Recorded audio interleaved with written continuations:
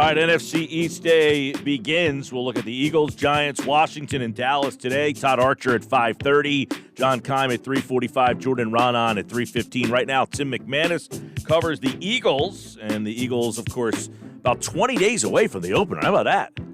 Snuck right up on us, huh? Feel like it? Not really. All right, let's get some more insight on this team at training camp. Tim McManus, NFL Nation, covers the Eagles, ESPN. He joins us now on the Boardwalk Honda Hotline. Tim, welcome. How are you? I'm doing very well, guys. What's going on? Everything is good. It just seems like with all that's going on with the Sixers and the Flyers playing, that the Eagles are like, have you ever seen the Eagles out of sight, out of mind in your time covering this team? My gosh. No, not like this, and it's weird. I mean, partly because, as you say, the Flyers are in action and the Sixers are in action. That's never the case in August, but also because there seems to be this I'll believe it when I see it feel from fans, I think, when it comes to football. All the signs have been really good as far as the COVID testing, but we know that a lot of places are not going to be fans in the stands. Of course, fans aren't able to get their eyes on these practices, and so, yeah, there is this very strange feeling around it, but sure enough, the season is coming, and it's under 3 weeks away now. So a lot of work for all these teams to do to get ready. Well, I want to get your take. Year 5 of Carson Wentz, and I think that's kind of getting lost in the sauce a little bit here, is that this is his 5th year, and you're starting to hit his prime years here. Are you seeing, I don't want to say like he was an immature guy, but are you seeing a more mature? Are you seeing a different Carson Wentz now in year 5? I think that's fair. And one of the things that he said during one of his interviews recently was when he mentioned it was year 5, it caught him for a second. He's like, I can't believe it's year 5 already. But, the aging process happens fast in the NFL, and all of a sudden he finds himself as a veteran in this league. And Doug Peterson has talked about the fact that Wentz has taken on more of a leadership role and is actively working with some of these younger players to help them along. And that's incredibly important in a year like this, where there wasn't a ramp-up period for a lot of these rookies. And a guy like Jalen Reagor, a perfect example, wide receiver rookie that's going to contribute early and really needs some guidance. And Wentz has helped shepherd him along. So, yes to that. I mean, he's always, been naturally a leader. The position kind of commands that. But the more he grows in the system and in the NFL, the more he can kind of wrap his arms around the entire team and kind of be that North Star. And I think that's what we're starting to see out of Wentz. If there is one thing outside of being a better leader, what do you think he needs to do on the field that will help this football team? One thing that we've seen is, accuracy during the course of these camps hasn't been pitch perfect, and we've seen some overthrows when he's operating out of the pocket. I think that accuracy in the pocket is one thing, and getting the ball out quickly are areas that Wentz can improve on.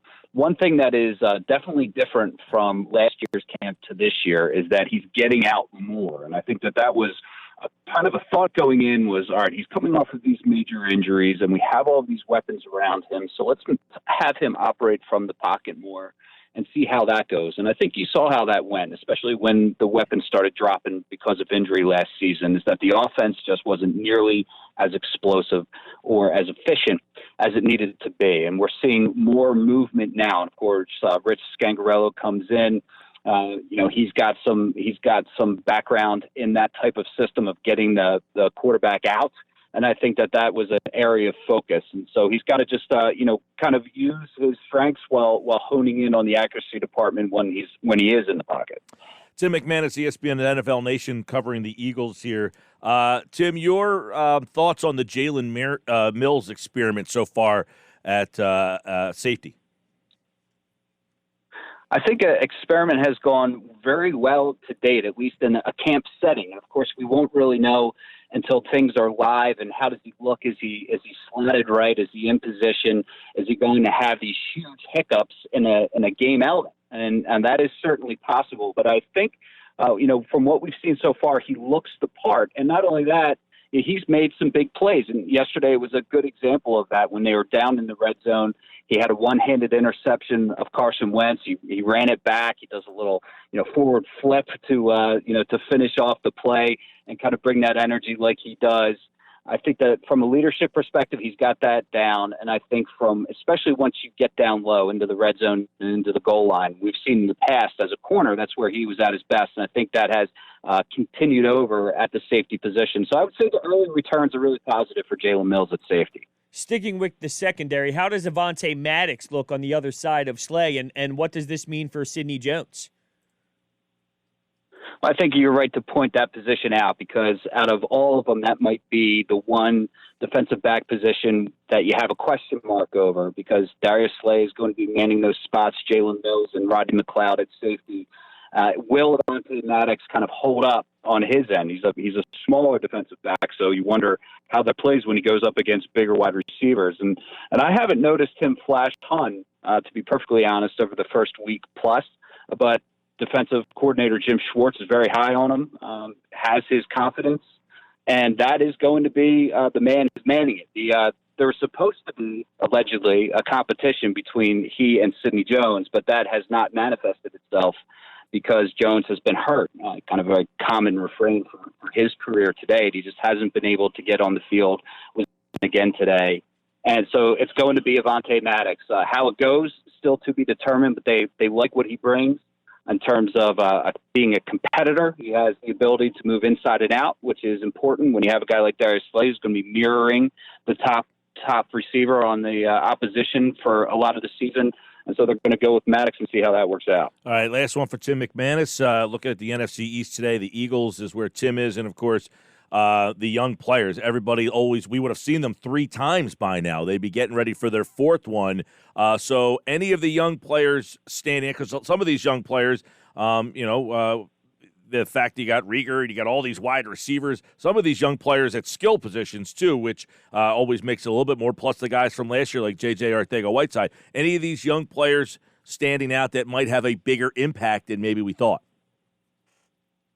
Well, I think that Jalen Reagor is going to be an instant part of this offense, and he has stood out. The physical ability is very clear. I mean, Reagor told us that Carson Wentz has compared parts of his games to Julio Jones, which is obviously going pretty far there. But he does have an element of explosiveness to his game that is hard to ignore, and he can really leap, he can really run. And I think they're going to get the ball in his hands quite a bit, including as a punt returner. So I thought that he's looked really good. And the other young receiver that has stood out to me is John Hightower. He, especially in one-on-ones, has gotten the better of even the top cornerbacks at times and has a fluidity to his game and some speed that's intriguing. And I would say that J.J. Arcega-Whiteside looks much different now than he did last season as a rookie. He talked to us and kind of admitted that he, is night and day compared to where he was before. And when he looks back at his film from last season, he kind of laughs at himself. And so I think you're going to see more polished, more effective Arcega-Whiteside this year. All right, Eagles, of course, 3 weeks away. And, of course, you can hear all the Eagles action right here on 97.3 ESPN. He's Tim McManus, ESPN's NFL Nation. Our NFC East previews continue at 3:15. We'll look at the Giants. Tim, we appreciate your time. My pleasure, guys. Thanks for having me. And he, like all guests, appeared to be the Boardwalk Honda Hotline.